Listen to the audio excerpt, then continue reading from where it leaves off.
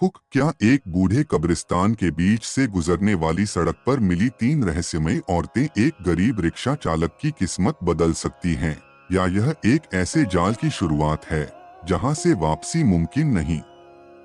मुझे रिक्शा चलाते हुए 15 साल हो गए हैं। मेरी जिंदगी का हर दिन एक जैसा रहा है। मेहनत, थकान और शाम को घर जाने पर बच्चों की अधूरी भूख और बीवी की अधूरी दवाइयों का बोझ। मेरा नाम जमाल है। मैं एक गरीब आदमी हूँ। मेरे 3 छोटे बच्चे हैं और एक बीवी है जो हमेशा बीमार रहती है। वह न खुद चल सकती है और न ही बच्चों का ख्याल रख सकती है। मेरी सारी जिंदगी रिक्शा चलाते हुए गुजर गई, लेकिन गुजारा फिर भी पूरा नहीं होता था।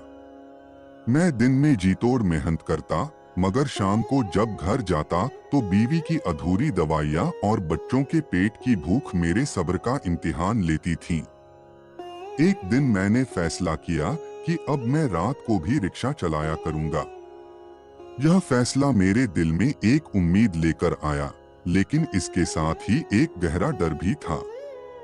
मैंने अपने दोस्त हसन से बात की। वह एक समझदार और अनुभवी इंसान था। उसने मुझे रोकते हुए कहा, जमाल, जो कुछ मिल रहा है उसी में गुजारा कर। रात का रास्ता खतरनाक है। गांव से शहर जाने वाली सड़क सुनसान है और बीच में वही पुराना कब्रिस्तान आता है। मैंने उसकी बात सुनी और धीमे से कहा, मुझे पता है हसन। असल में जो रास्ता शहर की तरफ जाता है वह एक बहुत बड़े कब्रिस्तान के बीचों बीच से गुजरता है। वह कब्रिस्तान दोनों तरफ सड़क के साथ साथ फैला हुआ है।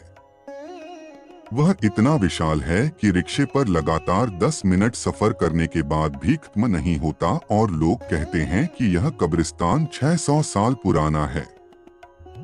यहाँ रात के वक्त कोई नहीं गुजरता। मैंने उसे बताया कि मुझे यह सब पता है, लेकिन फिर भी मैंने यह फैसला क्यों लिया।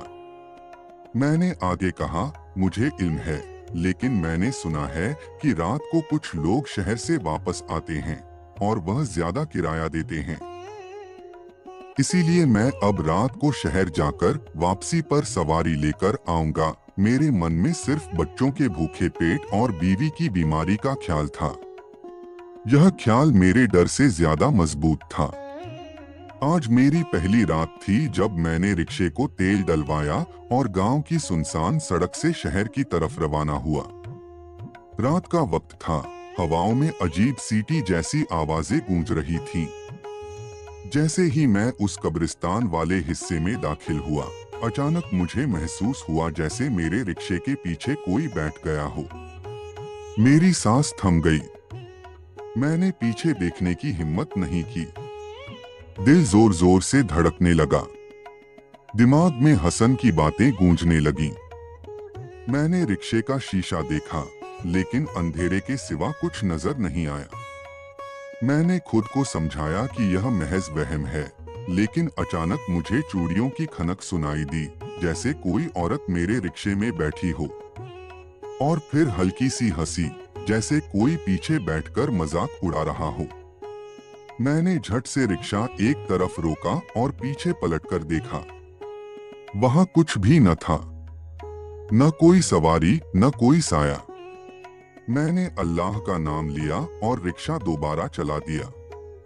थोड़ी ही देर बाद शहर के करीब एक औरत ने रिक्शा रोका और कहा कि उसे शहर के आखिरी कोने तक जाना है। मैंने हामी भर ली। उसने 1000 रुपए देने का वादा किया, जो मेरे लिए बहुत बड़ी रकम थी, क्योंकि आधे दिन गुजरने के बाद भी मैंने कभी इतना नहीं कमाया था। मैं खुश हो गया और दिल ही दिल में शुक्र अदा किया कि शायद मेरा यह फैसला ठीक था। लेकिन मुझे यह नहीं पता था कि जो सफर मैंने चुना है वह मुझे एक ऐसे अंधेरे में ले जाने वाला है जहां से शायद वापसी मुमकिन न हो। अगले दिन मैं हमेशा की तरह अपने रिक्शे समेत उसी सुनसान सड़क की तरफ रवाना हुआ, जिस पर पिछली रात पहली सवारी ने मुझे 1000 रुपए दिए थे। दिल में एक उम्मीद सी थी कि शायद आज भी कोई वैसी ही सवारी मिल जाए, लेकिन आज की रात जैसे कुछ अलग थी, क्योंकि पूरी रात रिक्शा चलाता रहा, शहर की सड़कों पर घंटों खड़ा रहा, लेकिन एक भी सवारी न मिली। मैं खाली रिक्शा लिए वापस आ रहा था। जैसे ही कब्रिस्तान के नजदीक पहुंचा, मेरी नजर एक अजीब से आदमी पर पड़ी जो कब्रिस्तान के बिल्कुल बाहर खड़ा था। अकेला खड़ा था, खामोश खड़ा था, और जैसे ही मैं उसके पास से गुजरा, उसने मुझे घूर कर देखा। उसकी नजरें मेरे वजूद में पैवस्त होने लगी, मगर मैं बिना रुके आगे बढ़ गया। न वह कुछ बोला, न मैं कुछ बोला। हम दोनों खामोश थे, लेकिन दिल में एक अनजानी सी लहर उठी, जैसे यह खामोशी किसी तूफान की अलामत हो। घर पहुंचा तो बीवी ने वही सवाल किया। वही उम्मीद भरी आवाज में बोली, पिछले दिन जो 1000 रुपए लाए थे, उससे 2 दिन गुजारे थे। अगर रोज ऐसे ही 1000 रुपए कमाओ तो हमारे हालात बेहतर हो जाएंगे। मैंने सर झुकाकर हाँ में जवाब दिया और अगली रात फिर उसी कब्रिस्तान वाली सड़क की तरफ निकल पड़ा। आज जब मैं शहर के एक पुराने इलाके की तरफ खड़ा था, तो मेरी तरफ 3 औरतें आईं। मैं उन्हें देखकर हैरान रह गया। तीनों औरतें हद से ज्यादा खूबसूरत थीं। उनके चेहरे चमक रहे थे, उनके जिस्मों पर काली चादरें थीं जो एक जैसी थीं। उनके होठ सुर्ख थे, उनकी आंखें बड़ी बड़ी थीं, नाक नाजुक थी और उन सब की शक्लें एक जैसी लग रही थीं, जैसे वह तीनों बहनें हों। वह मेरे सामने आईं और ऊपर से नीचे तक मुझे गौर से देखा। फिर उनमें से एक ने कहा, हमें गांव जाना है। मैंने हामी भर ली और उनसे कहा कि किराया 1000 रुपए होगा। वह हंसकर बोली, ठीक है, और तीनों रिक्शे में बैठ गईं। मेरे चेहरे पर मुस्कान आ गई। दिल में सोचा, आज फिर 1000 रुपए पक्के हो गए। मैंने रिक्शा चलाया और शहर के आखिरी हिस्से की ओर बढ़ने लगा, लेकिन अभी थोड़ा ही आगे गया था कि एक आदमी ने हाथ के इशारे से मुझे रुकने को कहा। मुझे ताज्जुब हुआ, क्योंकि मैं रिक्शे में 3 औरतों को बैठा चुका था और यह खुला रिक्शा था। फिर भी वह शख्स मुझे रुकने का इशारा कर रहा था, जैसे उसे कुछ नजर ही नहीं आ रहा हो। मैं हैरान होता रहा और जब उसके करीब से गुजरा तो उसने आवाज देकर कहा, रुकते क्यों नहीं? मैं उलझ गया कि आखिर यह शख्स क्या देख रहा है। क्या उसे पीछे बैठी सवारियां नजर नहीं आ रही? मैंने सर झटक दिया और रिक्शा आगे बढ़ा दिया। रास्ता अब कब्रिस्तान वाले हिस्से में दाखिल हो रहा था। अचानक पीछे से एक औरत की आवाज आई, यहीं पर उतरना है। मैं हैरान हुआ कि यह तीनों औरतें इस वीराने में कब्रिस्तान के पास क्यों उतरना चाहती हैं। यह सवाल मेरे ज़हन में गूंज ही रहा था कि दूसरी ने कहा, नहीं, हमें गांव जाना है। वहां कुछ जरूरी काम है। उनके बोलने का अंदाज भी कुछ अलग था, जैसे शब्द ज़बान से नहीं बल्कि किसी और जहान से आ रहे हों। मैंने रिक्शे के शीशे में पीछे देखने की कोशिश की और जैसे ही देखा, मेरी रूह कांप उठी, क्योंकि वह तीनों औरतें एक साथ मुझे शीशे में घूर रही थीं। उनकी आंखों में अजीब सी चमक थी, उनके होठों पर गंभीर मुस्कान थी, जैसे वह मेरे अंदर के डर को महसूस कर रही हों। एक साथ मुस्कुराना, एक साथ देखना और उनके ठंडे चेहरे मुझ पर जैसे सन्नाटा तारी कर गए। मैंने तुरंत नजरें फेर लीं और दिल ही दिल में आयतें पढ़ने लगा। थोड़ी ही देर बाद मेरी बीवी का फोन आया। मैंने कॉल उठाई, वह बच्चों की बात करने लगी। मैंने कहा, मुझे पता है, बच्चे भूखे हैं, मैं आ रहा हूँ पैसे लेकर। यह कहकर मैंने फोन बंद कर दिया और दिल में दुआ करने लगा कि यह राह जल्दी खत्म हो जाए। मैंने गांव के दाखिली रास्ते पर आकर रिक्शा रोका तो वह तीनों औरतें उतर गईं। उनमें से एक ने 1000 रुपए का नोट निकाला और चुपचाप मेरे हाथ पर रख दिया। तीनों ने शुक्रिया कहा और बिना पीछे देखे अंधेरे में गुम हो गईं। मैं वहीं कुछ पल बैठा रहा, न जाने क्यों मेरा दिल बैठा जा रहा था। 1000 रुपए का नोट मेरे हाथ में था, मगर मेरी उंगलियां ठंडी हो रही थीं। जैसे मुझे किसी बेजान हाथ ने वह नोट दिया हो। मेरे अंदर एक अजीब सी कपकपी दौड़ गई। मैंने रिक्शा दोबारा स्टार्ट किया, लेकिन इस बार रास्ता और रात दोनों मेरे लिए पहले जैसे नहीं थे। घर आकर मैंने जेब से 1000 रुपए का नोट निकाला और बीवी के हाथ पर रख दिया। उसने वह नोट तुरंत अपने छोटे से पुराने पर्स में रख लिया और इत्मीनान का सांस लेकर कहने लगी, शुक्र है, अब सुबह जाकर 2 दिन का राशन ले आऊंगी। मैंने भी हाँ में सर हिला दिया, लेकिन मेरे दिल दिमाग में बार बार वही तीनों औरतों के चेहरे घूम रहे थे। उनकी बड़ी बड़ी आंखें, लाल लिपस्टिक से सजे हुए पतले होठ और उनका एक साथ मुस्कुराना, शीशे में से मुझे घूरना जैसे कोई फिल्मी मंजर हो। लेकिन उनके चेहरे से डर महसूस हो रहा था, जैसे वह इंसान न हो।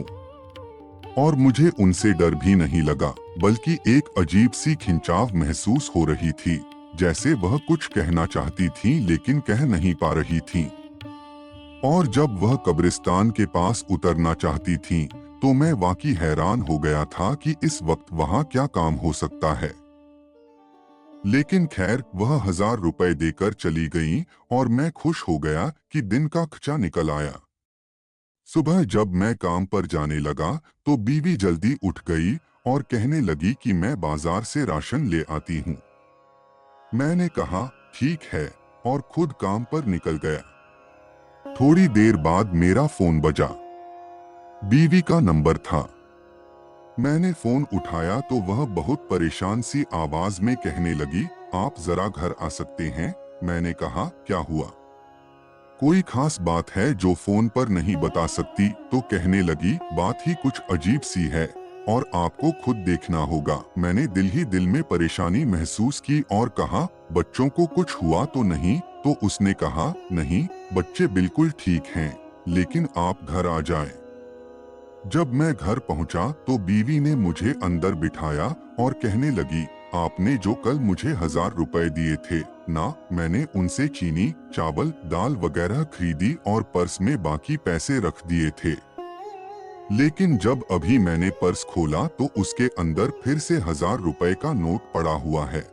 मैंने कहा, हो सकता है तुम रखकर भूल गई हो। वह कहने लगी, आप खुद पर्स में देखें। मैंने वह पर्स हाथ में लिया, अंदर झांका और बाकी 1000 रुपए का नोट रखा था। मैंने निकालकर उसकी हथेली पर रख दिया। वह फिर से पर्स में झांकने लगी और उसकी आंखें हैरत से फैल गईं। कहने लगी, फिर देखें। मैंने दोबारा अंदर देखा तो एक और नोट रखा था। मैंने वह भी निकाला और जैसे ही 2 सेकंड बाद पर्स दोबारा खोला, अंदर फिर से 1000 रुपए का एक और नोट पड़ा था। हम दोनों हैरानी से एक दूसरे को देखने लगे। हमारे दिल की धड़कनें तेज हो गई थीं। हम बार बार पर्स खोलकर देखते और हर बार उसमें से 1000 रुपए का नया नोट निकल आता था, जैसे किसी जादू का कमाल हो। जैसे पर्स किसी जिन्न का तोहफा हो या जैसे किसी छिपे हुए खजाने का मुंह खुल गया हो। पत्नी की आंखें खुशी से चमकने लगी और वह कहने लगी, यह नोट हमें उन औरतों ने दिए थे ना? तो वे औरतें नहीं बल्कि चुड़ैलें थीं। मैं स्तब्ध बैठा उसकी ओर देख रहा था। मैंने कहा, अगर वे चुड़ैलें थीं तो उन्होंने हमें नुकसान क्यों नहीं पहुंचाया, बल्कि उल्टा हमारी मदद हो रही है। क्योंकि अगर ऐसा ही चलता रहा तो हमारे पास कभी पैसे खत्म ही नहीं होंगे। पत्नी तो इस गलतफहमी में पड़ गई कि हमारी किस्मत जाग गई है और उसी वक्त फिर बाजार जाने की तैयारी करने लगी। देखो कि मैं और राशन ले आऊंगी। मैंने उसे कहा, रुको, हर बार ऐसा मत करना वरना मोहल्ले वालों को शक हो जाएगा। वह बोली, मैं तो कुछ छुपा कर ही लाऊंगी। लेकिन मेरा दिल अंदर से कांप रहा था, क्योंकि मुझे वे औरतें अब भी याद आ रही थीं। उनकी निगाहें, उनकी खामोशी और उनकी अचानक मुस्कुराहट जैसे किसी अनदेखे डर की सूचना दे रही हो। मैं हैरानी और डर के मिले जुले असर से निढाल बैठा था और सोच रहा था कि यह पैसे देने वाली औरतें कौन थीं, कहां से आई थीं और आखिर वे हमें यह सब कुछ देकर चली क्यों गईं? क्या वे दोबारा भी आएंगी? क्या इन नोटों के साथ कोई शर्त भी है या कोई भारी कीमत भी चुकानी पड़ेगी जो हमें अभी मालूम नहीं। लेकिन पत्नी तो खुशी से झूम रही थी और कह रही थी कि यह तो नेमत है जो हमें आसमान से मिली है। लेकिन मेरे दिल में अब भी एक अजीब सा डर बैठा हुआ था, जैसे यह सब कुछ सामान्य नहीं बल्कि किसी अनदेखी ताकत का खेल है जिसके नतीजे हम नहीं जानते और न समझ सकते हैं। अगले दिन मेरे दिल में डर और जिज्ञासा दोनों लिए मैं रिक्शा लेकर फिर उसी रास्ते पर निकल पड़ा जहां मुझे वे तीनों औरतें मिली थीं।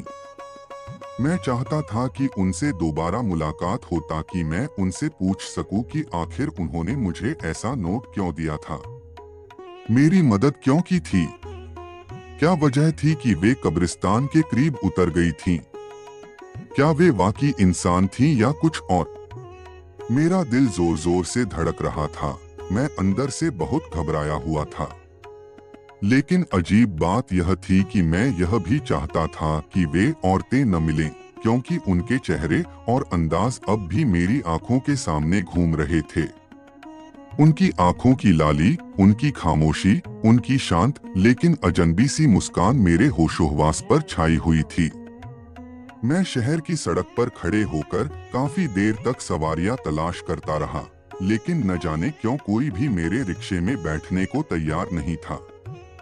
जैसे मेरे चारों ओर कोई अनदेखा माहौल हो, जैसे मेरे वजूद के इर्द गिर्द कोई पर्दा हो। फिर कुछ देर बाद वही तीनों औरतें अचानक मेरे रिक्शे की तरफ आती दिखाई दी। उनकी आंखें आज भी गहरी थीं, चेहरे पर वही मुस्कान थी, लेकिन आज उनकी मुस्कान में और भी रहस्य था, जैसे वे पहले से जानती हों कि मैं आज यहाँ आऊंगा। मैं अंदर से कांप गया और मेरा शरीर पसीने से भीग गया। उन्होंने चुपचाप रिक्शे में बैठना शुरू किया और उसी पल एक अजनबी आदमी भी मेरे पास आ खड़ा हुआ। वह कपड़ों से देहाती लग रहा था। कहने लगा, गांव जाना है, चलो। मैंने पीछे देखा तो मेरी ज़बान गूंगी रह गई, क्योंकि मेरे रिक्शे में तो पहले से ही 3 औरतें बैठी थीं। मैंने उस आदमी से कहा, भाई, रिक्शा भरा हुआ है, मेरे साथ पहले ही सवारियां हैं। तो वह कहने लगा, कहाँ हैं सवारियां? कहाँ बैठी हैं? मैंने हैरानी से उसकी ओर देखा और फौरन मुझे बात समझ आ गई कि यह औरतें सिर्फ मुझे दिखाई दे रही थीं। वह आदमी उन्हें देख ही नहीं सकता था। मेरा दिल जोर जोर से धड़कने लगा। मैंने उस आदमी से कहा, भाई, तुम किसी और रिक्शे में चले जाओ, मेरे रिक्शे में जगह नहीं है।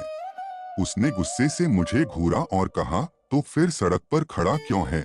यह कहकर वह आदमी गुस्से में वहां से चला गया और मैंने फौरन रिक्शा स्टार्ट कर दिया। मेरी सांसें बेकाबू हो गई थीं और मैं रिक्शा चलाते हुए बार बार पसीने से अपना चेहरा साफ कर रहा था। लेकिन अजीब बात यह थी कि वे औरतें बहुत ही शांत थीं, जैसे उनके लिए यह रोज की बात हो, जैसे वे जानती हों कि मैं क्या सोच रहा हूँ। कुछ देर बाद मैंने हिम्मत करके सवाल किया, तुम लोग कौन हो? क्या तुम चुड़ैलें हो? तीनों एक साथ हंसने लगीं। उनकी हंसी मेरे कानों में ऐसे गूंजी जैसे कोई खाली कमरे में पानी का प्याला गिरा दे। उनमें से एक की आवाज में नरमी थी, हम चुड़ैले नहीं हैं, हम जिन्नज़ादियां हैं। मेरा शरीर कांप गया, मेरी ज़बान सूख गई, लेकिन मैंने फिर पूछा, मेरी मदद क्यों की? तुम्हें क्या मिला? मेरे ऊपर रहम क्यों आया? तो उसने जवाब दिया, तुम्हें जरूरत थी मदद की, इसलिए हमने की। उसके बाद मैं चुप हो गया। मैं रिक्शा चलाता रहा और शीशे में उनकी तरफ देखने से बचता रहा, क्योंकि मुझे उनकी आंखों से डर लग रहा था। मुझे उनके मुस्कुराते चेहरे से एक ऐसा सुकून मिल रहा था जो साथ ही डर भी पैदा कर रहा था। कुछ देर बाद गांव आ गया।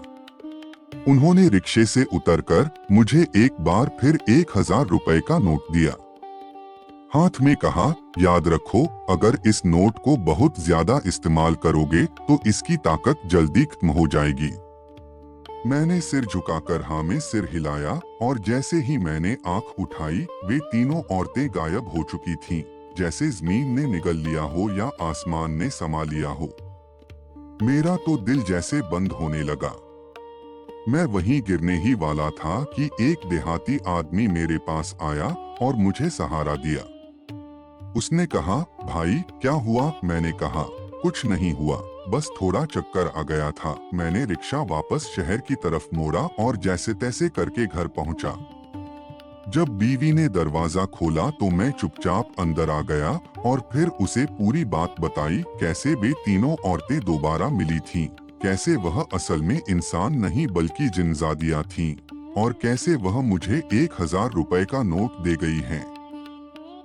मेरी बीवी ने सुनकर थोड़ा सा सजदे में झुककर शुक्र अदा किया और कहने लगी, फिर यह तो अल्लाह की तरफ से मदद है। उन जिन्जादियों को भी किसी ताकत ने तुम्हारी तरफ भेजा है ताकि हमारी मुश्किलें आसान हो। वह कहने लगी, जो दूसरा नोट पर्स में था वह भी वैसा ही है। जितना भी खर्च करो वह फिर से वापस आ जाता है। अब एक नोट मेरी जेब में रहता था और एक नोट मेरी बीवी के पर्स में, और जब भी हम लोग उनमें हाथ डालते थे हमारे हाथ में नोट आ जाता था। पहले दिन तो हम बहुत ज्यादा खुशी में आकर हर चीज खरीदने लगे, लेकिन तभी मुझे वह जिन्नजादी की बात याद आई कि ताकत कम हो सकती है। तो मैंने अपनी बीवी को समझाया कि हमें सिर्फ जरूरी चीजें ही खरीदनी चाहिए और इस ताकत का गलत इस्तेमाल नहीं करना चाहिए। बीवी ने भी मेरी बात मान ली और अब हम रोज सिर्फ उतना ही खर्च करते जितना बाकी हमारी जरूरत हो।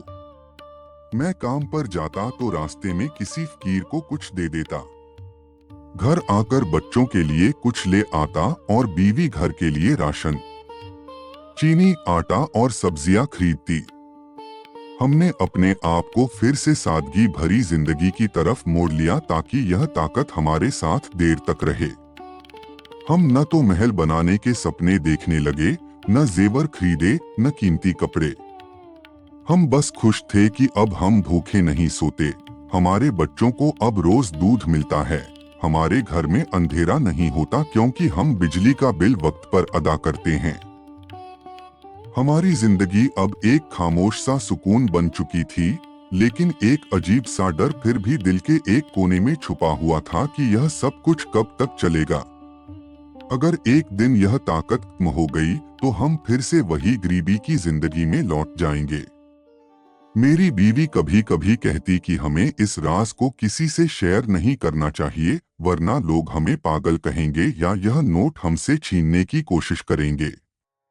हम दोनों ने मिलकर तय किया कि जब तक मुमकिन हो इस राज को सिर्फ अपने बीच ही रखेंगे और इस नोट की ताकत का इस्तेमाल सिर्फ जरूरत की हद तक करेंगे। हमने बच्चों की स्कूल की फीस अदा करना शुरू की, घर में कुछ मरम्मत भी करवाई और बीवी के बीमार माँ बाप के लिए दवा भी खरीदी।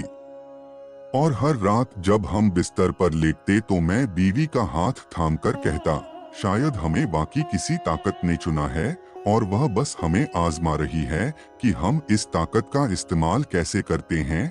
मेरी बीवी भी खामोशी से सिर हिला देती और हम दोनों आंखें बंद करके दिल ही दिल में शुक्र अदा करते। यकीन जानिए, उस दिन के बाद मैंने कभी दोबारा उस रास्ते का रुख नहीं किया जहां मेरी जिंदगी ने एक अनोखा मोड़ लिया था। वे तीन औरतें जो किसी और को दिखाई नहीं देती थीं, मेरी आंखों के सामने रिक्शे में आकर बैठीं। उनकी मुस्कुराहट, उनकी मौजूदगी, उनका मामूल अंदाज, सब कुछ आज भी किसी ख्वाब की मानिंद लगता है, लेकिन यह ख्वाब नहीं था। यह एक हकीकत थी, एक ऐसी हकीकत जिसने मेरी तकदीर को बदल डाला। मैंने इस वाक़ये के बाद दिल में ठान लिया कि अब मैं इस राज को लेकर शोर न मचाऊं, किसी को कुछ न बताऊं, न उन औरतों का जिक्र, न इस नोट की ताकत का, क्योंकि यह एक अता थी, आजमाइश भी हो सकती थी। हमने अपनी जिंदगी को बेहतर बनाया, लेकिन सादगी को नहीं छोड़ा। मैंने सबसे पहले वह रकम संभाली और अपने आप को नए तरीके से जीने के लिए तैयार किया। एक पुराना रिश्तेदार जो दिन रात मेहनत करता था मगर फिर भी फाकों से लड़ रहा था, मैंने उसके लिए एक नया रिक्शा खरीदा और उसे दे दिया। जब मैंने उसे रिक्शे की चाबी थमाई तो उसकी आंखों से खुशी के आंसू बहने लगे। उसने मेरे हाथ चूमने की कोशिश की, लेकिन मैंने उसे गले लगाकर कहा, यह सब अल्लाह का करम है। दूसरा रिक्शा मैंने अपने कजिन को दे दिया।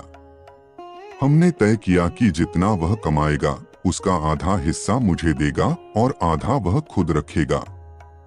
इससे न सिर्फ मेरे अपने घर के खर्च पूरे होने लगे, बल्कि दूसरों की मदद का भी मौका मिला। मैं खुद भी रोजाना रिक्शा चलाता हूँ। सुबह फजर के वक्त निकलता हूँ और रात को वापस आता हूँ। लेकिन अब वह परेशानी नहीं रही कि बच्चों को खाने के लिए कुछ नहीं मिलेगा या स्कूल की फीस कैसे जाएगी। मेरे तीनों बच्चे अब स्कूल जाते हैं, अच्छे कपड़े पहनते हैं, वक्त पर खाना खाते हैं और उनकी माँ उनकी परवरिश में कोई कमी नहीं छोड़ती। वही औरत जो कभी मेरे साथ सड़क पर बैठकर रो रही थी कि बच्चों को दूध नहीं मिल रहा, आज उसके चेहरे पर सुकून है। वह शुक्र अदा करती है, मेरी हिम्मत बढ़ाती है और हमेशा मुझे याद दिलाती है कि यह सब किसी की दुआ या सदके से हमें मिला है। लेकिन हमने अपनी हालत बेहतर होने के बावजूद अपना अंदाज नहीं बदला। न मोहल्ले में दिखावा किया, न किसी को बताने की कोशिश की कि हमारे पास ऐसा नोट है जो कभी खत्म नहीं होता। हमने सादगी अपनाई, जरूरत से ज्यादा खर्च नहीं किया। शायद इसी वजह से वह बरकत भी बनी रही और जैसा कि उन जिनजादियों ने कहा था कि अगर इसका ज्यादा इस्तेमाल करोगे तो इसकी ताकत कम हो जाएगी, हमने इस बात को हमेशा याद रखा। वह नोट आज भी मेरी जेब में होता है और दूसरा मेरी बीवी के पर्स में, और हम दोनों अल्लाह का शुक्र अदा करते नहीं थकते। वह अपने नेक बंदों की मदद ऐसे ही करता है जैसे उसने हमारी की। इसीलिए कहा जाता है कि उम्मीद कभी नहीं छोड़नी चाहिए, क्योंकि अल्लाह की मदद किसी भी तरीके से पहुंच सकती है, चाहे वह तरीका कितना भी अजीब क्यों न हो। चाहे कोई यकीन करे या न करे, लेकिन जिस पर बीत रही होती है वह झूठ नहीं बोल रहा होता। कुछ दिन ऐसे ही गुजर गए। हमारी जिंदगी पटरी पर आ चुकी थी। लेकिन एक शाम जब मैं रिक्शा लेकर शहर से लौट रहा था तो कब्रिस्तान के करीब मुझे एक आदमी मिला। वही आदमी जो कुछ दिन पहले मुझे उस जगह मिला था जहां से तीनों जिन्नजादियां गायब हो गई थीं। वह आदमी आज भी अकेला और खामोश खड़ा था, लेकिन इस बार उसके चेहरे पर उदासी थी। मैंने रिक्शा रोका और उसके करीब जाकर पूछा, भाई क्या बात है? तुम इस वक्त यहाँ क्यों खड़े हो? उसने मेरी तरफ देखा, उसकी आंखों में वही उदासी और दर्द था। मैं अपनी बेटी को ढूंढ रहा हूँ, उसने धीमी आवाज में कहा। कुछ दिन पहले वह यहाँ से गुजर रही थी और अचानक गायब हो गई। बहुत ढूंढा लेकिन उसका कोई सुराग नहीं मिला। मैंने पूछा, आपकी बेटी कैसी दिखती थी? तो उसने बताया, उसकी शक्ल ऐसी थी जैसे कोई जिन्नजादी हो। उसकी आंखें बड़ी बड़ी और चेहरे पर हमेशा एक अजीब सी मुस्कान रहती थी। यह सुनकर मेरे रोंगटे खड़े हो गए। मुझे उन तीनों औरतों की याद आ गई। मैंने उससे पूछा, आपकी कितनी बेटियां थीं? उसने कहा, एक। मैंने कहा, पर मुझे तो यहाँ 3 औरतें मिली थीं। वह चौंक गया। 3? नहीं, मेरी तो एक ही बेटी थी। मैंने उसे बताया कि वह औरतें मुझे एक नोट देकर गई हैं, जिससे हमारे हालात बेहतर हो गए हैं। यह सुनकर उस आदमी के चेहरे पर एक अजीब सा भाव आया। आप एक गरीब रिक्शा चालक हैं। मेरी बेटी ने आपसे बात की, आपसे मदद ली। इसका मतलब है कि वह अब यहाँ नहीं है, वह अपने घर लौट गई है। मैंने पूछा, वह कहाँ है? और वह 3 क्यों थी? तो उसने कहा, वह 3 थी ही नहीं, वह तो मेरी एक बेटी थी और वह एक जिन्नजादी थी। उसने आपसे मदद ली क्योंकि उसे कुछ खास काम था। यह सुनकर मेरे होश उड़ गए। मुझे अब भी समझ नहीं आ रहा था कि यह क्या माजरा है। वह आदमी कहने लगा, वह जिन्नजादी थी। उसके लिए समय और जगह का कोई महत्व नहीं है। वह एक ही समय में 3 जगह पर हो सकती है। और उसने आपको जो नोट दिया है वह एक तरह का वरदान है, एक ऐसी ताकत जो आपकी मदद करेगी। मैंने पूछा, लेकिन उसने मेरी मदद क्यों की? उसने कहा, मेरी बेटी ने बताया था कि तुम बहुत ही नेक और दिल के साफ हो। तुम अपने परिवार की मदद करना चाहते थे। तुम्हारी नियत पाक थी, इसीलिए उसने तुम्हारी मदद की। यह सुनकर मेरी आंखें भर आईं। मुझे अब समझ में आया कि वह तीनों औरतें असल में एक ही थीं। वह एक जिन्नजादी थी जो एक ही समय में 3 रूप धारण कर सकती थी। और उसने मेरी मदद इसलिए की क्योंकि वह मेरे दिल की सच्चाई और नेकी से वाकिफ थी। उसने मुझे एक नोट दिया जो एक वरदान था, ताकि मैं अपनी जिंदगी बेहतर बना सकूं। मैं उस आदमी से पूछा, आपकी बेटी अब कहाँ है? उसने मुस्कुराते हुए कहा, वह अब अपने घर में है।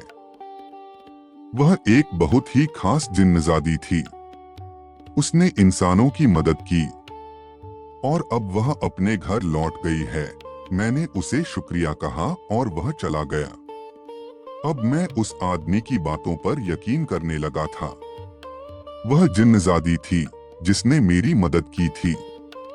मैंने घर आकर अपनी बीवी को यह सब बताया। वह भी बहुत हैरान हुई, लेकिन उसने कहा, यह तो अल्लाह का करम है। उसने एक जिन्नजादी को हमारी मदद के लिए भेजा।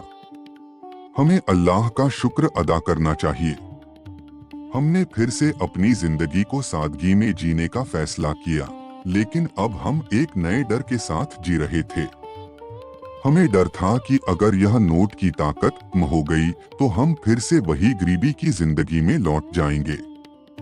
लेकिन एक बात हमें सुकून देती थी कि वह जिन्नजादी हमें आजमा रही थी कि हम इस ताकत का इस्तेमाल कैसे करते हैं।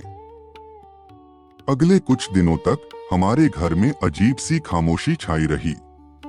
मेरी पत्नी की खुशी कहीं खो गई थी और मैं भी अब पहले जैसा खुश नहीं था।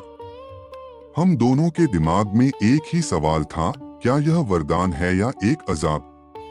नोट की ताकत अब भी वैसी ही थी। जब भी हम पर्स या जेब में हाथ डालते, एक नया 1000 रुपए का नोट मिल जाता था। लेकिन अब उस नोट को खर्च करते हुए मेरे हाथ कांपते थे। एक दिन मेरी बीवी ने मुझसे कहा, यह ठीक नहीं है। हम हर दिन किसी अनदेखी ताकत पर निर्भर हैं। अगर यह अचानक खत्म हो गई तो क्या होगा? हमारी आदत बिगड़ चुकी है। अब हम बिना मेहनत के भी गुजारा कर सकते हैं। यह हमें आलसी बना रहा है। मैंने उसे समझाया, हम इसका गलत इस्तेमाल नहीं कर रहे हैं। हम सिर्फ अपनी जरूरतें पूरी कर रहे हैं। बच्चों को स्कूल भेज रहे हैं, घर की मरम्मत करा रहे हैं। क्या यह गलत है? मेरी बीवी की आंखों में आंसू थे। गलत तो नहीं है, लेकिन यह हमारी मेहनत की कमाई नहीं है। यह एक कर्ज जैसा है जिसका हमें पता नहीं कि कब और कैसे चुकाना पड़ेगा। उसकी बात ने मुझे गहरी सोच में डाल दिया। मैं रिक्शा लेकर काम पर जाता, लेकिन मेरा दिल अब पहले जैसा नहीं लगता था। मैं सवारियां ढूंढता, लेकिन मेरे दिमाग में बार बार वही जिन्नजादी और उस आदमी की बातें घूमती रहती थीं। मुझे यह डर सताने लगा था कि क्या यह एक जाल है? क्या वह जिन्नजादी हमें किसी बड़ी मुसीबत में डालने वाली थी? एक रात मैं रिक्शा चला रहा था और हवा में वही अजीब सीटी जैसी आवाजें थीं। मैं कब्रिस्तान के पास से गुजर रहा था और अचानक मुझे वही 3 औरतें रिक्शे के पीछे बैठी हुई महसूस हुई।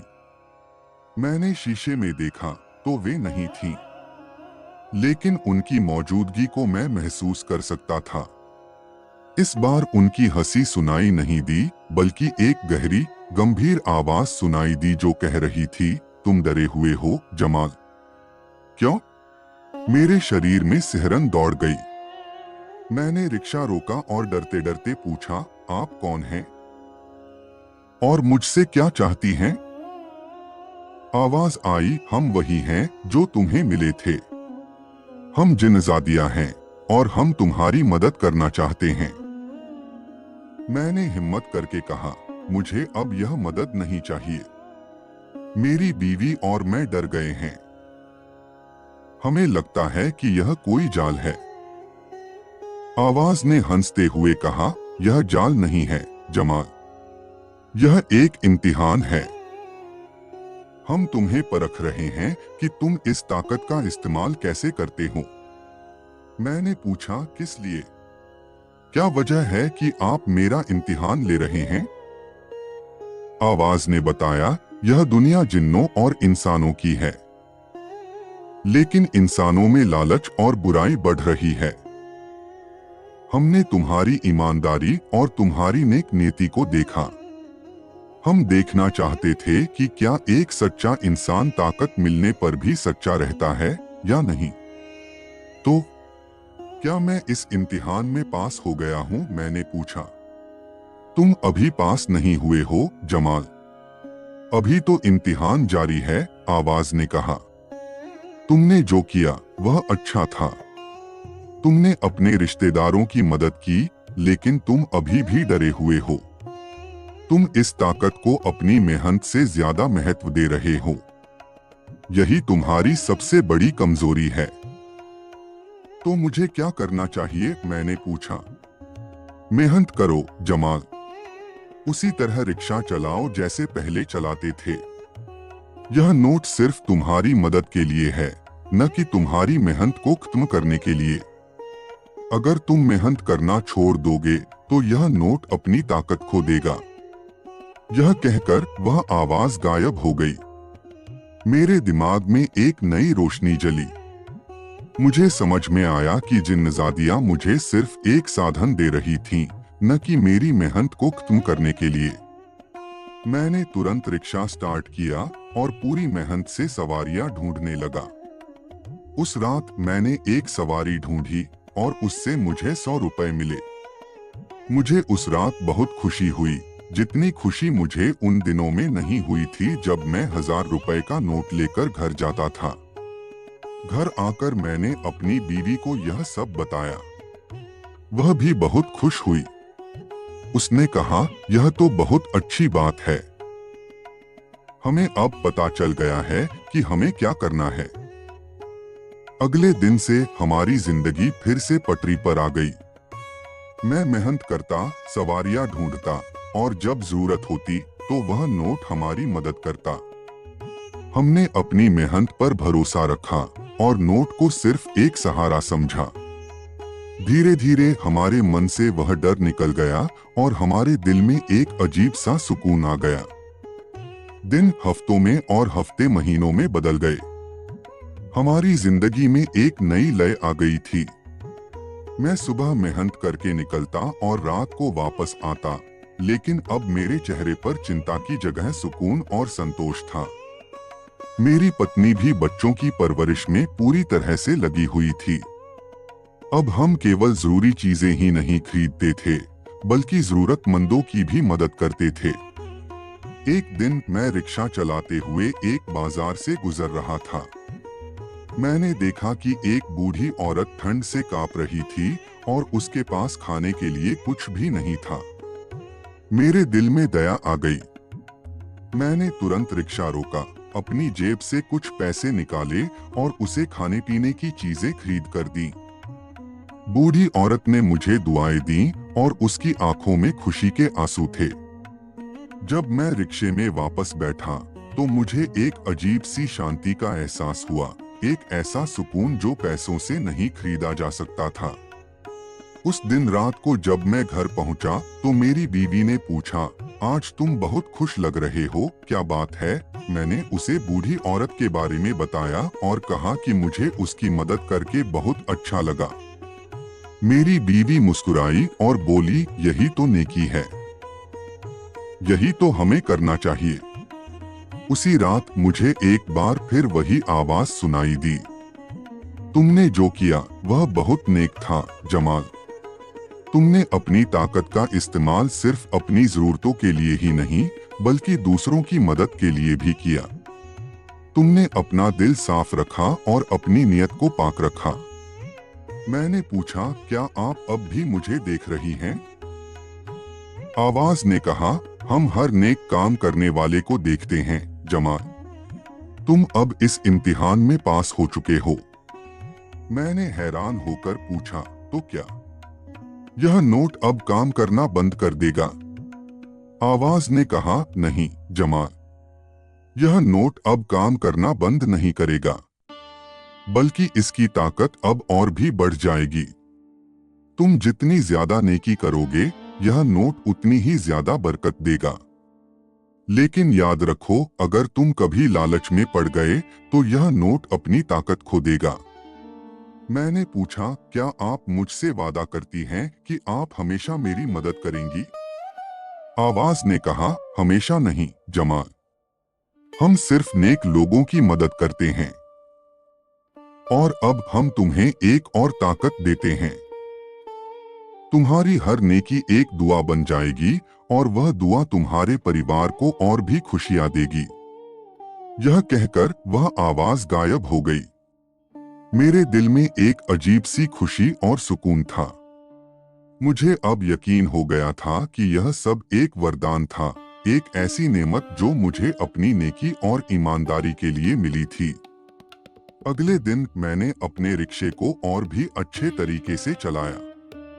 मैंने हर सवारी से मुस्कुराकर बात की, हर जरूरतमंद की मदद की, और मुझे महसूस हुआ कि मेरा रिक्शा अब पहले से ज्यादा तेजी से चल रहा था और मुझे थकान भी कम महसूस हो रही थी। मेरी कमाई भी पहले से ज्यादा होने लगी थी। मेरे तीनों बच्चे स्कूल में अच्छे से पढ़ रहे थे। मेरी बीवी भी अब पूरी तरह से ठीक हो चुकी थी और वह घर का सारा काम खुद कर सकती थी। हमने अपने रिश्तेदारों की और भी ज्यादा मदद की और हमारे मोहल्ले में भी हमारी बहुत इज्जत होने लगी थी। लोग हमें एक नेक और ईमानदार परिवार के रूप में जानते थे। लेकिन एक बात थी जो मैं और मेरी बीवी कभी नहीं भूलते थे, वह यह कि यह सब हमें एक अनोखे तरीके से मिला था और हमें हमेशा इसे एक वरदान के रूप में ही इस्तेमाल करना चाहिए। हमारी जिंदगी में सब कुछ ठीक चल रहा था। मैंने और मेरी बीवी ने मिलकर वह नोट संभाल कर रखा और हम केवल जरूरत के हिसाब से ही उसे इस्तेमाल करते थे। हमारी नेकियां बढ़ रही थीं और बरकत भी। लेकिन कहते हैं ना कि अच्छी चीजें ज्यादा दिन तक अकेले नहीं रहती। एक दिन मेरे पास गांव का एक आदमी आया।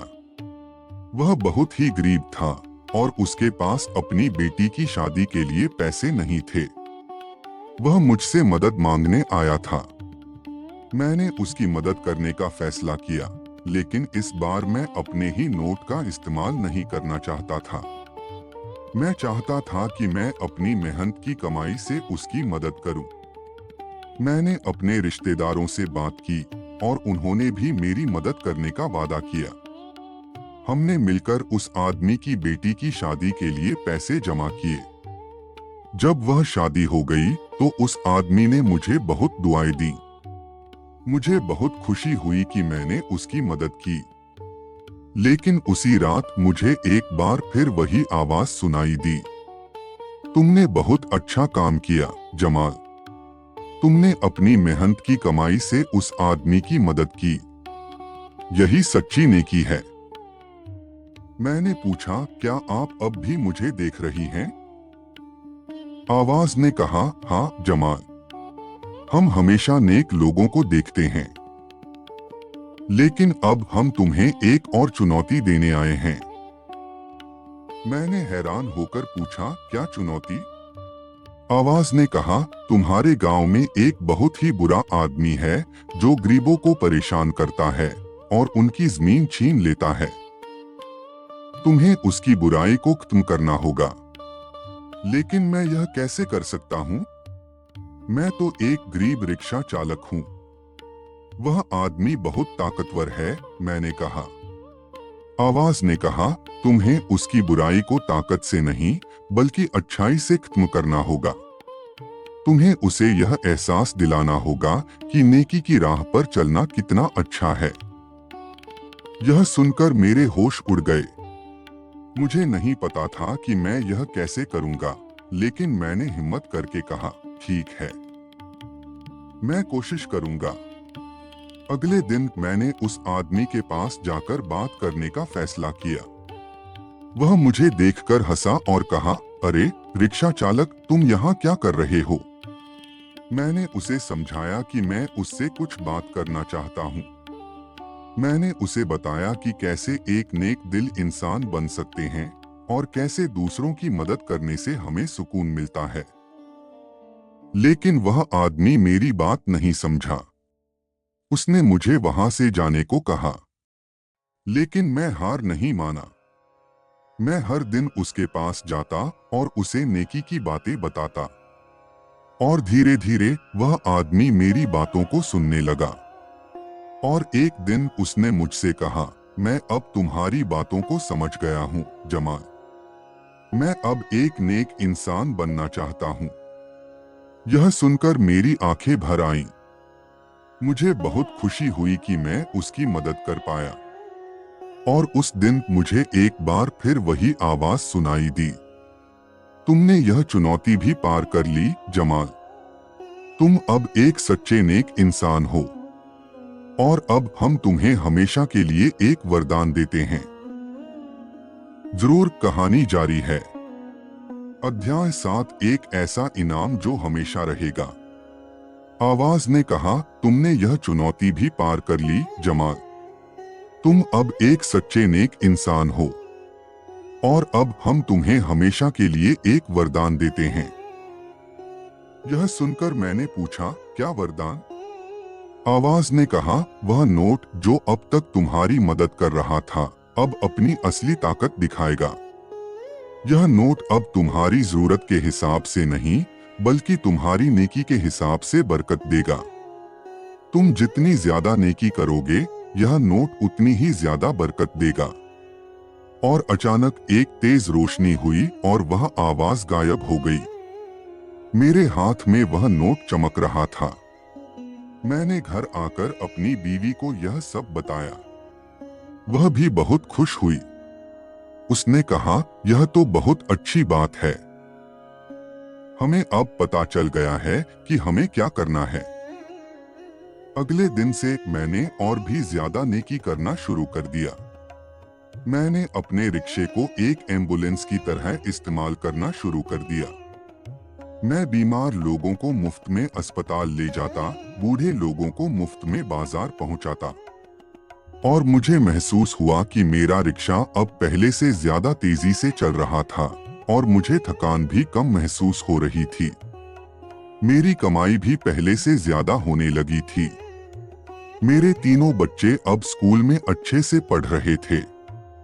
मेरी बीवी भी अब पूरी तरह से ठीक हो चुकी थी। हमने अपने रिश्तेदारों की और भी ज्यादा मदद की और हमारे मोहल्ले में भी हमारी बहुत इज्जत होने लगी थी। लोग हमें एक नेक और ईमानदार परिवार के रूप में जानते थे। लेकिन एक बात थी जो मैं और मेरी बीवी कभी नहीं भूलते थे।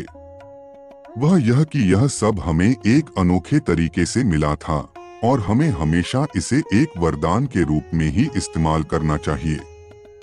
एक दिन मैं रिक्शा चला रहा था और मुझे एक आदमी मिला। वह बहुत ही अमीर लग रहा था। उसने मुझसे कहा, मैं तुम्हारे बारे में बहुत सुना है। तुम बहुत नेक इंसान हो। मैं तुम्हें एक बड़ा घर और एक कार देना चाहता हूँ। मैंने उस आदमी को देखा और कहा, मुझे यह सब नहीं चाहिए। मैं अपनी जिंदगी से बहुत खुश हूँ।